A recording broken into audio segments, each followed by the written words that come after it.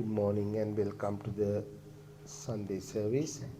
This morning, as usually, we're going to meditate few minutes. After the meditation, we have Dhamma talk, question and answer, and chanting. So right now, Stephen Subodha is going to lead the Metta meditation.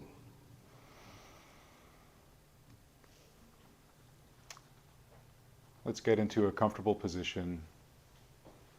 Close our eyes. And take 3 long, deep breaths.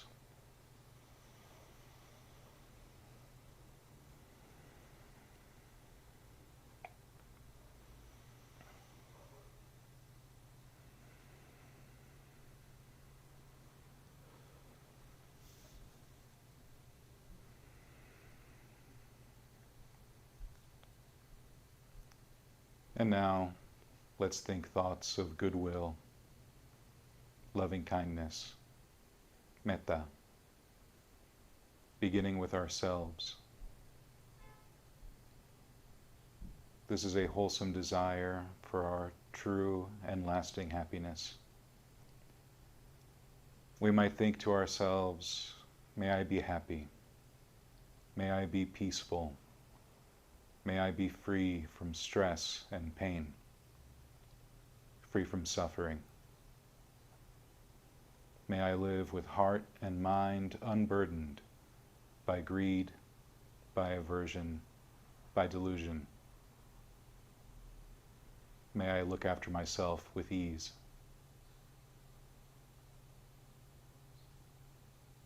And now we extend our metta to our loved ones, our family, our friends, our dear teachers and guides on the path, all those that we love, all those that we admire, all those that we respect. May they be happy. May they be peaceful. May they be free from stress and pain, free from suffering. May they live with hearts and minds unburdened by greed, by aversion, by delusion. May they look after themselves with ease. And we further extend our goodwill, our loving kindness to our acquaintances, those that we don't know so well. May they be happy. May they be peaceful. May they be free from stress and pain, free from suffering. May they live with hearts and minds unburdened by greed, by aversion, by delusion. May they look after themselves with ease. And further still, to those that we have difficulty getting along with, those that we have difficulty respecting, even those that might call us enemy. May they also be happy, peaceful, free from stress and pain, free from suffering. May they also live with hearts and minds unburdened by greed, by aversion, by delusion. May they look after themselves with ease.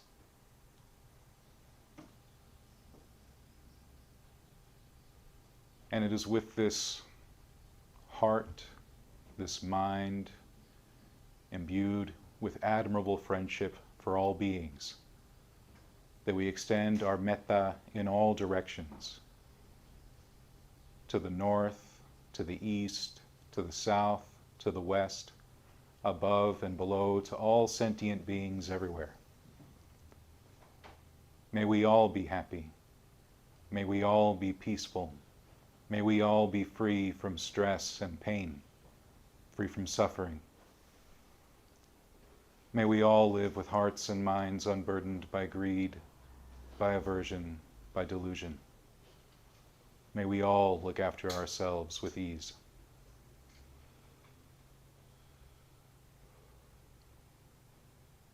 And now, with our hearts and minds uplifted with the metta that we have cultivated, let us turn our attention now to our breath.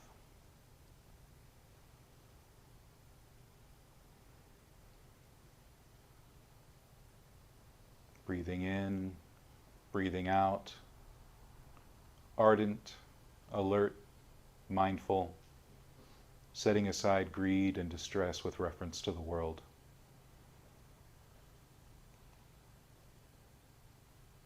We land on a part of the body where we feel the breath most easily. Settle our attention there. Mindful of the breath, be it long, short, deep, shallow. Setting aside all things, we let our attention fully rest in the breath and the body. Body, mind, and heart connected through the breath. Whatever thoughts of the future, we set them aside. Whatever thoughts of the past, whatever fantasies or doubts or anxieties, all of them can be set aside for now.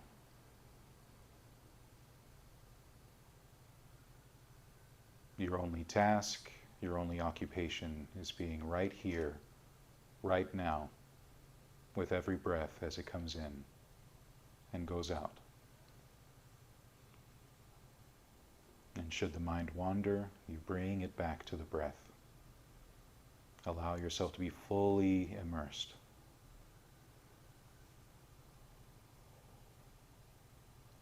It can be helpful to ask the question, what kind of breath is most gratifying, most satisfying right now? And allow the breath to change that way, if it will. If not, it's okay to breathe with whatever kind of breathing is happening right now, without any tension, without any tightness.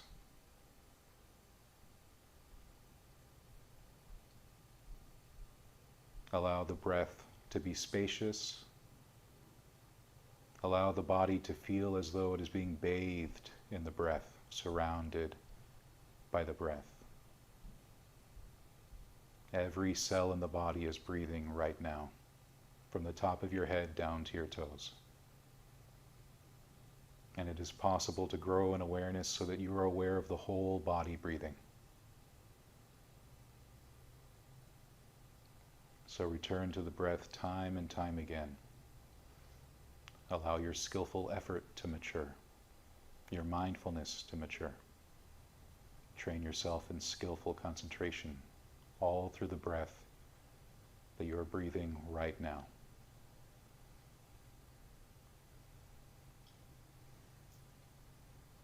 So continue to meditate in this way until you hear the bell.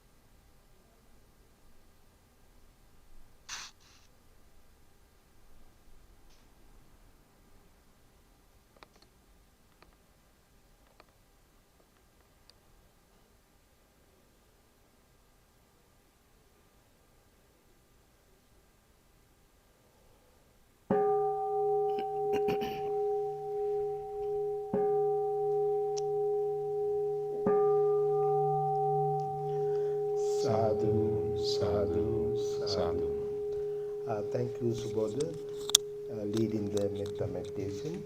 Right now, time for the Dhamma talk. Today our speaker, Venerable Ssnatha Vihari. We are happy to see him here today.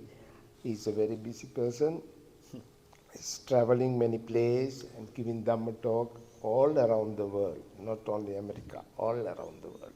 So, Venerable Sir, thank you again being with us here today. And I think you are very happy around this area because when he was a little boy, he was living just a couple of blocks away, 8th Street. So this is like his neighborhood, you know. He's very happy to be here all the time. Venerable Sir, you can start your Dhamma talk right now. So first and foremost, I'd like to pay my respects to the Chief Bhante here, Bhante Shanti, for this opportunity, lovely invitation. Bhante's right. I have fond memories. Actually, when I got here, I was talking to Justin. He brought me here, and I was just telling him some of my stories of me getting in trouble as a little kid, even though I was only like 3 or 4 years old. I was getting in trouble back then. But yeah, so I'm so happy to be here once again with all of you. And I'd like to first start by paying my respects to the Buddha. Namo tase bhagavato arahato samma sambuddhase. Namo tase bhagavato arahato samma sambuddhase. Namo tase bhagavato arahato samma sambuddhase. Okay. Yeah, so I really don't like to plan my talks, especially when I come here. I just like to pick up on vibes and see what's the vibe and just speak to that. And I was just thinking about, well, there's many ways to talk about this, but about stillness. You hear about this in many different ways. If you're practicing within the Zen tradition, it's like more literal, like posture still, right? Right, upright, perfect, don't move. Like don't cough, don't make any noise, don't do anything, just be still, right? Zazen, just sitting. But then there's the other type of stillness, which is like the mental stillness. That is when you come across something that is very enticing, right? You can show restraint and your mind is not excited by it. When you come across something very painful or ugly, also the mind is still and not touched by it. But I think what Zen is pointing to is really where we start this process. I think it's very difficult to start right away in the mental part, right? When you see something that you don't like, you viscerally know that you don't like it. It's very difficult to keep your mind from getting that reaction of like, you know, or when you really like something, it's difficult for you to withdraw from it because it just pulls you in. The mind just goes towards it and it becomes completely engulfed in it. So in the beginning, you have to find some sort of stillness. And it's better to create the best conditions that we can for the cultivation of stillness. And that's why programs like this here on Sundays are so nice, right? You can come to a controlled environment, right? A nice place. This is like a gym, you know, but a spiritual gym or a mental gym where you can work out your mind and get it fit. And so we come here to find stillness. We come here to find some grounding. We come here to find an anchor. We come here to find some way of feeling whole again, complete. So these are just different ways talking about stillness. And then the last one I said wholeness is because the word that really for me sticks, that makes sense for stillness is samadhi, right? Samadhi, the sama is the like wholeness, and the D is the state. So it's a state of wholeness, right? Of complete integration, holistic pure, clean. This is the stillness that we're talking about. So when we sit, for many of us who didn't grow up in an Asian Buddhist country, usually the first thing that's going to mess up our stillness, both in body and mind, is discomfort, physical pain. Within 5 or 10 minutes of the meditation, you little micro movements, trying to find the perfect posture, or you get an itch and you try to scratch it, or it's amazing, like so many sensations arise when we're sitting down, but in our everyday life we don't even notice them, right? Like when you're going about the day, you're just kind of doing your own thing, but as soon as you sit, it seems like everything goes wrong, and like you can feel every part of your body, and every part of your body wants attention. And that's just because we're not used to being still, right? It's trying to get you to engage, to feed that habit of reactivity, of movement. It wants you to stay busy. We've been conditioned to be busy. We've been conditioned to do, to struggle, to make effort. Right? One of the many criticisms of not only Buddhism, a contemplative life, or a minimalistic life, is that you're not doing anything. Well, that's good for you, but you're not really doing anything. So we come with these things to meditation too, right? We come with wanting to do. And that just creates more agitation, right? So you can imagine if you had a small body of water, maybe you had a big pot, or you were in front of a small pond, and the water's turbulent, the water's shaking, right? The water's moving. And then your solution is, well, I'm gonna just stop it from moving, and you put your hand, I'm gonna stop it from moving. You're just making it worse. You're not gonna stop the water from moving by trying to do something, right? It's something that's affecting the water from the outside that's making it turbulent. The water, if left just by itself, would stay calm. So this is one of the problems that we encounter when we try to find stillness, right? Instead of just not doing and letting the mind calm down, we right away want to interfere, right? Oh, if only my ankle didn't hurt as much, let me move it, my mind would be more calm, right? Oh, if only that person would stop breathing so loud, then my mind would be more calm, right? Or if only that I wouldn't have got that email this morning before I came to meditation, my mind would be more calm, right? So the first practice that we have to learn to practice to be able to find stillness is the most difficult one for our current culture and time, which the Buddha says in the Ovada Patimokkha, the monks recite how monks are supposed to live, by practices. And one of those lines is, Kanti paramam tapo titika. Kanti means patience, right? Paramam means the highest, top level, right? Tapo can mean many things, like training or asceticism. And titika means to endure or forbearance. Usually this is translated as patience and forbearance is the highest austerity. I like to think about it as patience is the highest training to endure, right? Just kind of more of an interpretation from my own practice. Because to be patient, to be with those things that are calling towards us and not giving to them, and to be with the things that are making us fight and be angry and react in a negative way, to cultivate that patience is probably the hardest thing you have to do in this life. It's so hard, I'd rather go run a marathon. I ran a marathon when I was in Afghanistan in the mountains, and I think that's a lot easier than having to deal with people. I'll rather do that at any time than having to deal with a difficult person. That's a lot easier. Right? So I had to have surgery too once. I'd rather go to do surgery than to deal with difficult people too. So to be with that uncomfortableness in the mind is so hard. And that's why I take that line that the Buddha said, that patience is the highest. To be patient is the highest virtue, the highest training, the most difficult one. We find it a lot easier to do things. We're so used to it, but not to do things is so hard. We even start guilt tripping ourselves, right? Well, I'm not really doing anything, I'm wasting time, this is very self-centered, or etc., or people tell us that too. So I'm just bringing up all these things because we really literally have to go, like the Buddha said, we have to go against the stream.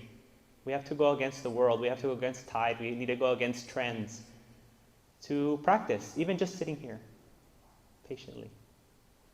Sitting here, when there's so many other things to do. Like there's a Korean festival happening right down the street. I'm going to go there later, but right now I'm here. And right now I need to be here with little sparks of anxiety that come to mind because I didn't plan the talk. So I'm like, where am I going to go with this, right? Oh, when someone looks at me and they're like, it feels like they give me a look like they didn't understand. I'm like, oh, I need to talk about it in a different way or explain it better, right? I have to deal with that right now. I can't run away. I have to deal if any discomfort in the body arises. Luckily enough, now after many years of practice, I have to sit for a long, long time for many days for discomfort to arise in the body. But just eating one thing that doesn't settle with your stomach very easily can turn that around.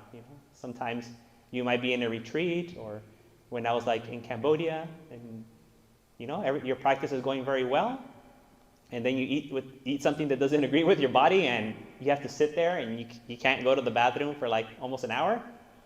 It's difficult to be with that. Right? It's very difficult to be with all that pain and gas and discomfort, but it's an opportunity to learn.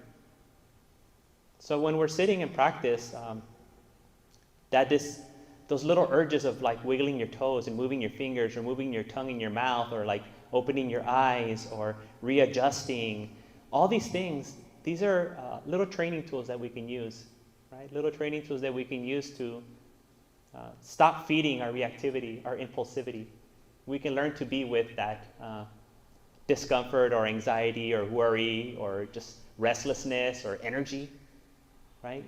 This is the time that we can learn to do that. But a lot of it happens like so unconsciously, right? We don't notice that we're moving when we're meditating until after we did it. So that's how ingrained it is, right? It's an underlying tendency, the Buddha would call it anusaya, right? That we're bringing these tendencies, these patterns from, not only from when we were children, our conditioning in this life, but from previous life, and the previous life, countless unfathomable lives, right? So I say this also to place it in a context, so you don't beat yourself up, right? Because I don't expect you to succeed at this tomorrow or next year, or maybe even in this lifetime. Maybe you won't succeed in this lifetime. And that's okay, because you're trying to do, infinite lifetimes work in one life. So we have to have self-compassion. And I think there's also where the patient comes from. When you're practicing and you're sitting with discomfort, whether it's physical or mental, it's from having that compassion. So when you do fall short, you don't beat yourself up, because that's another problem of our culture, self-criticism, right? And we bring that into our meditation. Well, everyone else seems so nice. Like, I must be the one. Meditation isn't for me, right? I suck at meditation, right? So we criticize ourselves. So, I had a plan. Like, I was on, this app, and it said within 6 weeks I'd be more calm, but I still feel just as agitated, right? And I didn't meet the mark of this app. It said 6 weeks. So we have to have a realistic perspective, and in Buddhism that means encompassing everything in reality. So we're going against the fabric of reality, and we're going against our tendencies that we're carrying from multiple lives. So for me, at least, when I hold that context, any shortcomings that I have, I'm like, yes, it's like I'm trying to move a mountain. And of course it's going to take a long time. Of course it's going to be very difficult. And of course I can't do it alone. So when we sit, we can't do it alone. That's why you come here. Have you noticed it's easier to do the meditation when you're with a group of people? It's a form of holding yourself accountable, right? It's not like anyone here is going to criticize you, right? Like for not sitting properly or not meditating properly. There's like no meditation police, but it's a way to give yourself permission to sit with whatever's happening. So we need to show up for ourselves. That's an act of compassion, giving yourself the opportunity to succeed, to be here and to practice, and also to be an example for others to practice. We feel safer, so when you come and sit with others, then you're also providing that for someone else, right? there's this thing called co-regulation, right? So when bodies, because of the mirror neurons that we have, they try to mirror other people, not only in body but also in mind. So that's usually when someone smiles, you want to smile too, right? Someone yawns, you yawn, right? And that's why when something happens, especially with children, they always look at an adult to see, like, what am I supposed to do, right? So as we get older, it just becomes more automatic. We don't know it, so we start copying everyone else around us. And when you come into a place like this and everyone's like mostly chill, your body automatically, right, so nice. So it makes it easier for you to endure with your ankle pain, knee pain, hip pain, back pain. And as you get older, it gets worse. It doesn't get better, actually. So you just have to learn how to be with it. And I mean, that's one of the biggest discoveries of applying mindfulness into like a clinical sphere. More than all you hear about, like mindfulness for anxiety and mindfulness for depression and all these treatments. I mean, the root of it all came from discomfort with MBSR, right? Mindfulness-based stress reduction. People who had chronic pain, right? They didn't have to sit in meditation to get pain. Just in their everyday lives, just waking up was painful. And there's nothing that they can do for these people, right? So what did they have to learn? They had to learn to patiently endure. Right? So although there might be all these things happening, their mind can be still. They can find inner stillness, although their world and their body is chaotic. And I don't have any level of discomfort like those people have. But mentally, yes, or more than maybe some of those people in some certain situations. And I've really found learning to sit and just be with whatever's happening. Sometimes that means very hot. So I usually do all my more prolonged meditation practices in Palmdale. And we don't really use the AC there. Only one room has an actual AC. The rest of the temple doesn't have it. So then you're just sitting there full of sweat. And you said you're going to sit for an hour, and you're going to sit 8 times in one day. So then you just end up bathing yourself in your own sweat. That's just it. You just got to deal with it. And you sit outside, and then all the flies are on your face, and you're just sitting there with flies on your face. And when you're in Asia, there's mosquitoes all over you. You just got to accept the mosquitoes. And then one time I went to give a talk with Justin at a place. Sometimes there's a dog licking your mouth, and you're just sitting there peacefully, dogs licking your face and your mouth. So like that translates, and I've noticed in my own experience, that translates into me being able to deal with the more difficult situations in life. Because I've had some training now with weird situations like that. So when I come across someone difficult, I'm able not to just react and be impulsive. I already know that I can be with that discomfort, right? And I think this really helps us with our relationships. I think the more we practice patience and stillness in our sitting, the better friends we can be, the better listeners we can be, right? And we can actually give real advice, because it's coming from a place of clarity instead of wanting to tend to their pain right away, or our own pain that's reacting to their pain. So I can go on and on about the benefits of stillness, but we need to give ourselves that opportunity. And I say this for whenever you're meditating at home, or you come here and the next time something very juicy comes to your mind, right? Just try not to give into it, right? Patiently. Don't try to fight it, like get away, because then you're putting your hands in the water again, right? Boba iced tea, and you're just putting more boba iced tea with your hand. Don't fight it. Just, okay, boba iced tea, you want to hang out there? In my mind, you hang out there, Let it do its thing. If there's some physical pain, just let the physical pain be there. Let it do its thing.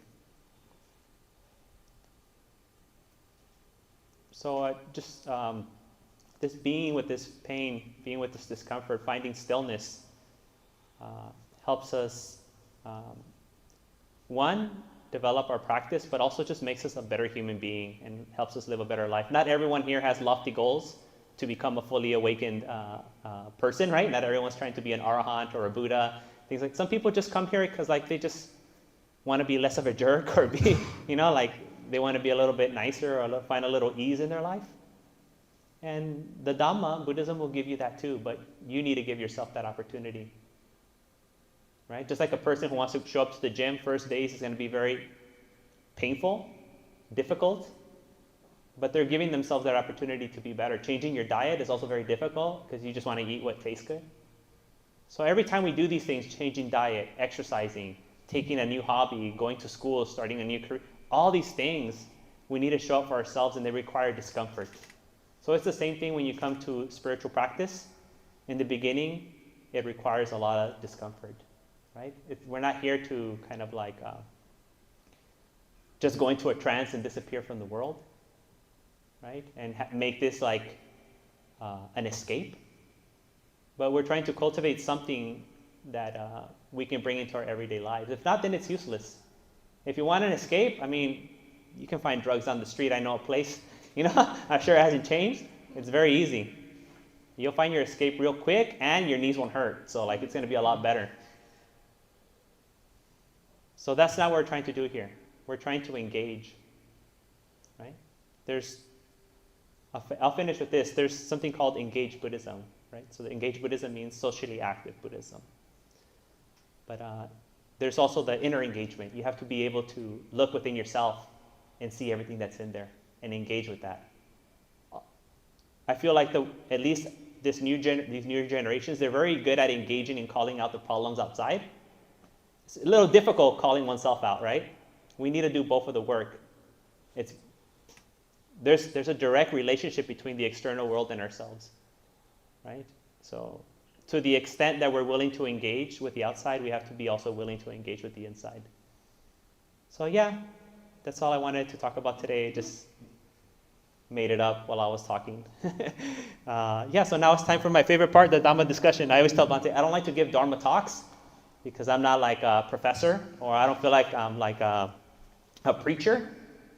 I always see myself more just like a friend, or like a coach or a facilitator or whatever. And so my part is talking back and forth and having that relationship, because then it also helps me, It also helps me in that way. So yeah, if you have any questions, just go ahead and raise your hand. Yes. Hello, Bhante. Yes, hello. When you said that when boba comes to your mind and you just let it sit there, do you ever force it? Do you ever force to replace the thought, like, oh, loving kindness? Or do you just be aware of what's in your mind? So I do work on eliminating thoughts that are what I consider, how can I say, like cruel thoughts. So when a cruel thought arises in my mind, first step is that I'm with the physical sensation. So I notice when I have if I have a violent thought, I feel my heart, I feel my breathing, I feel my body tensing up, I feel the heat, like rage, sometimes comes up. I try to be with that first to understand it, right? So we have sati to be mindful, right? And then we have sampajanya to clearly comprehend it, to understand what's happening. So we have the sati sampajanya, right? It's a little technical, but I know he understands. So we have these two elements in the beginning, right? So we have to, that requires us to kind of be with it for a moment, maybe a minute, 2 or 3 minutes. But if you notice that it just keeps getting worse, okay, now we need to replace that unwholesome thought with a wholesome thought. And usually whatever the opposite to that thought is, right? So if it's a cruel thought, then we think thoughts of loving kindness and compassion, right? If it's a thought of I'm so handsome, I'm so good looking, this and that, then we think about the parts of the body, right? Our anatomy. And that kind of gives us on the surface level, but there's a lot of books that look nice from the outside, but you read the book and it's crappy and that book sucks, right? So it's not as good as we thought it was going to be. So yes, there is later, once we develop sufficient mindfulness and clear comprehension, we're able to discern whether our state of mind is helping us or not, and what remedies to apply. So the Buddha gives us many remedies for different states that arise in the mind that we can apply. So good thing that you brought this up, because meditation is not just only a passive process where we just let things be, but there's where we start. So there's where we get in the door, but then it does require some doing. But I think for Western people, we're so used to doing, we need to go a lot the other way, before we get there. Maybe for someone in the East that are too chill out, they don't care, then we need to bring them more into doing. No, you need to do more because you're too far on the other side. Mm-hmm. Thank you. Yes? You get into states of meditation so deep that you tolerate insects on your face or a dog licking your face? That state is not too deep, actually. It's just practice. It's just a sensation. It's just a feeling, you know? Like a dog licking your face seems kind of gross, especially when you don't know the dog. I didn't know the dog, you know? But imagine it was like, I don't know, somebody very attractive. Then it wouldn't feel as bad, would it?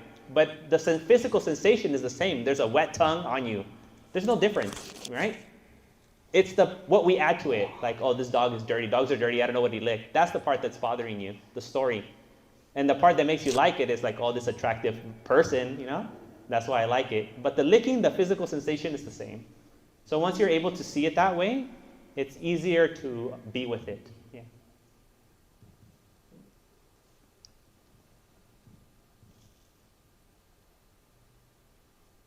Yes. I was wondering about your experience in Cambodia. Mm-hmm. What was it like for you? It was amazing. I loved it. It was so. I went. Did you go to Angkor Wat? Yes. It was so hot though. It's hard to enjoy walking around all day when it's like 100% humidity and like 90 degrees. And we went early in the morning, you know. So like and then we took a long break, a siesta in the middle of the day, and we got to eat frogs, like kebab frogs over there. And so there was like a lot of interesting things there. I was so surprised. The Khmer people, which are the people from Cambodia, like they know every single language. When I was there, they talk to you in English, and then if someone didn't know English, they go to French, they go to Chinese, they go to Korean, they go to Spanish. And I was like, what? Like, and they're like kids, you know? They're like teenagers. And that blew my mind. How they were just like, how many languages do you know? Most people there know like 3 or 4 languages. You know, so that was like amazing. The first time I went there kind of like on like a tourist, just looking at all the temples. So I went around, we had like a van that took us around, and we did that for 2 weeks. That was really cool. And I went to go give talks at like schools and high schools and universities and things like that. And then the second time I went on, I just went walking across the country. So I just went with another monk, and we just walked from Angkor Wat to Phnom Penh. It's like 190 miles. And we just walked from one place to another and just relied on people's generosity on the way. So that was really cool. And I got to encounter one of my favorite things about Buddhism, which is Buddhist grandmas. So on the way, all these Buddhist grandmas trying to help you out, like, you know, giving you all these things. So many energy drinks. I don't even like them, but I must have looked tired. And then they were just giving me all these treats. And yeah, you know, I try to really, the first days, I try to be really good with the precept of not touching money. But it's impossible because they're just so used to it. So you would see these old ladies in the rice fields. They would see you, and they would tell you to stop. They'll come running over, and then they give money. And if you don't take it, they'll put it somewhere on your body, you know, in your bag, in your bowl. They'll put it somewhere in there. So you just have to end up taking. But it's like $1 or something, you know, like it's like whatever. You're not gonna become rich by wandering around Cambodia, by any means. Yeah, so that also, for me, you know, I have my ideals of, Buddhist monk, traveling.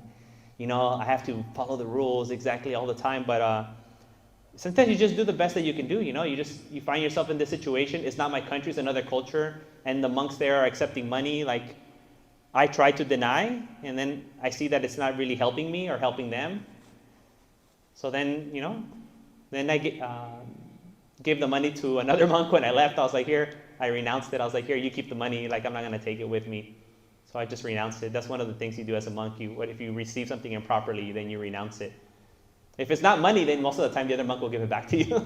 So you get to keep it. But if it's money, then you could just throw it away on the side of the street. But I think that's kind of disrespectful to someone's hard-earned money to just throw it on the street. But yeah, so it's not as ideal as I would want it to be, you know. But even though with my own shortcomings and the situation not being perfect, I still found it very beautiful. Yeah. Yes. Thank you very much. What's a standard day like in your practice? Oh. I'm very nerdy. I don't know. I read a lot. I'm reading books all the time. I'm reading like 2 or 3 books because like as soon as I'll read for like an hour and then or an hour and a half, sometimes 2 hours, and then you kind of start feeling like tired of it, right? Like a little bored. So then I'll just open another book and that makes me excited because like something different.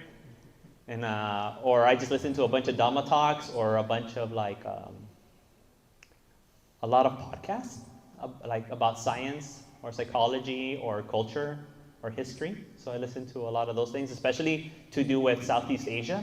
So I spend a lot of my time studying like the culture of Southeast Asia and what's going on over there, because those are the people that I mostly work with. But I usually wake up in the morning. We start our meditation at 6 in the morning, and we do our meditation, chanting. Then we have breakfast, for the most part. And then after that is cleaning around. Then I study. So I'll either study like, right now I'm studying mostly like Vietnamese and trying to keep up with my little bit of Hindi too and a little bit of Pali. So I'll do a little bit of language learning, even Spanish. I try to get better at it. English, to be honest, too. And then what else? Just keep studying. Then lunchtime. Then I'll do some walking meditation. Or sometimes I skip morning meditation and I'll go walking like at 5:30 in the morning for like an hour and a half. And it's very beautiful in Palmdale because you just walk out into the desert. And just a lot of dust, so it messes with my sinuses. And then in the evening, there's evening chanting and meditation. And usually in the evening is when I do like online programs for the Spanish community on Zoom or in English, or people invite me to give Zoom talks and things like that. And then Monday through Thursday, for about 3 hours during the day, I do like these deep listening sessions that I provide for people, kind of like counseling, except I don't give you any advice or anything. I don't say anything. I just hold the space for people to like share their experience with me, and they feel safe. So that also has become more popular now. So I'm doing that more. Before it was like maybe 1 or 2 people a week. Now there's a lot more people coming to that. So, and then on the weekends, if you've been to any regular Sri Lankan temple, you're super busy. Like Monday, you go to Saturday morning, breakfast dana. Then by the time you finish that, you have to go to another dana, which is another meal, right? And then you finish that, and then people come to the temple because they want blessings, or they come to complain about their kids or their husband or their wife. And then in the evening, you do more chanting and more blessings, and then you have to do Dharma school for the kids, and then there's usually a funeral or an anniversary of a funeral.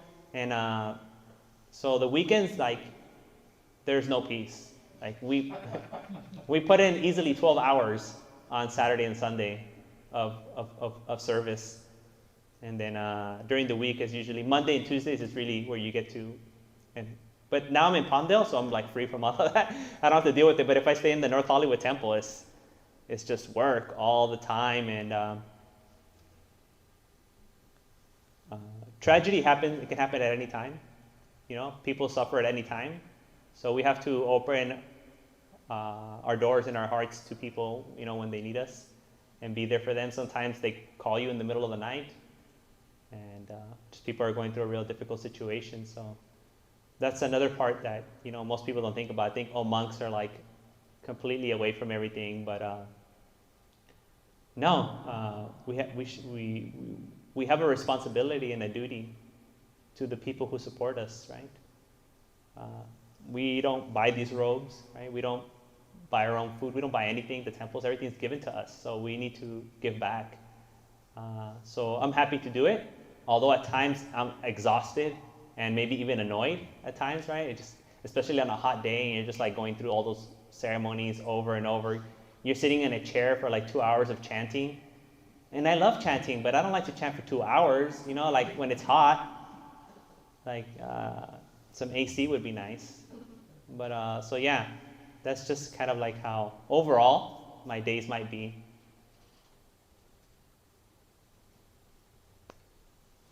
I think maybe we have one more question, if anyone else. Yes? When you were in Vietnam, did you go down to Mekong Delta? Yes. It's so big. I didn't know the river was going to be that big, the main one. Yeah. Did you go to any Cambodian? You know, the Mm-hmm. Khmer, Mm-hmm. Khmer went to one Khmer temple right in, I think it's actually District 3, by the canal. I went there to that Khmer temple. And then I went to another Khmer temple north of the entrance between Vietnam and Cambodia. So there's one main road that goes there. North of there, I went to one Khmer temple. And I went to another one in South Vietnam, near the port, the bottom port, to go to the island, where all the fancy casinos are at. So right at that port, there's also a Khmer temple. So I went to 3 Khmer temples in Vietnam. And I also went to 2 Vietnamese Theravada temples in the Saigon, in the Ho Chi Minh area. There's 2 of them around Ho Chi Minh. Ho Chi Minh's so big now. It goes like forever. It's like LA County. It just goes forever. Very big. I get lost. Yeah. Thank you, Bhante. Yes. All right, Bhante, I think that's everything. All right. Thank you, Bhante Ssnatha Vihari, again for your nice Dhamma talk and all the information you are traveling. So right now we're going to chant page 4 and page 10.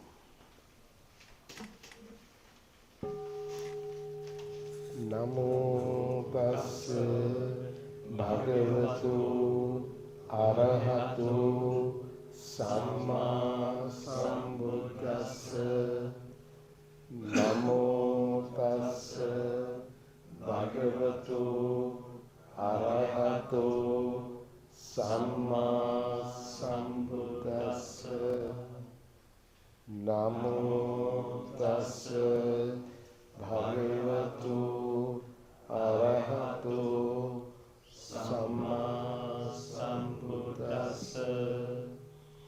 Buddham saranam gacchami, Dhammam saranam gacchami, Sangham saranam gacchami.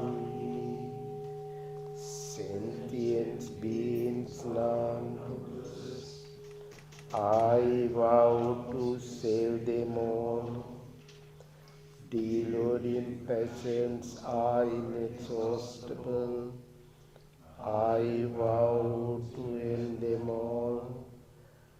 Dhamma gates are limitless, I vow to study them all. Buddha's way is supreme, I vow to attain it. May suffering ones be suffering free, and the fear-struck fearless be. May the grieving shed all grief, and the sick find health to live. May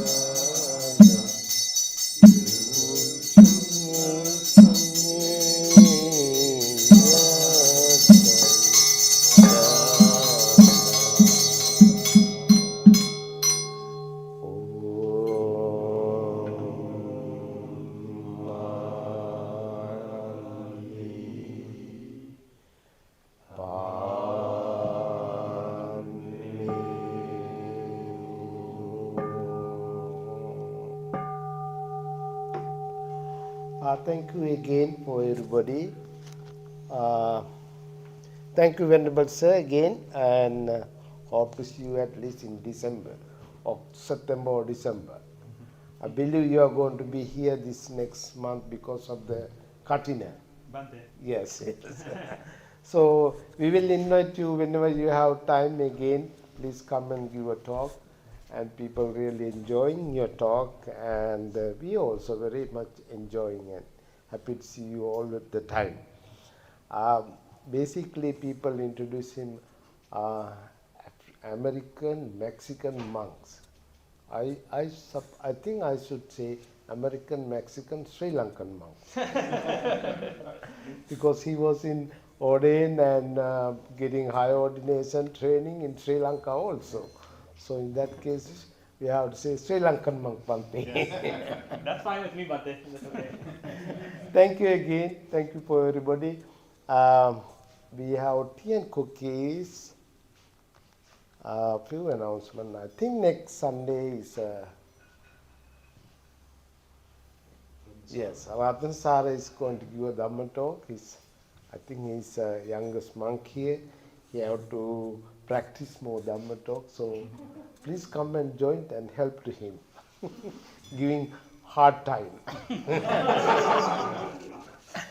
Thank you for everybody. Thank you, Bhante, again. And by the power of the Buddha, Dhamma, and the Sangha, you all be well and happy. Sadhu, sadhu.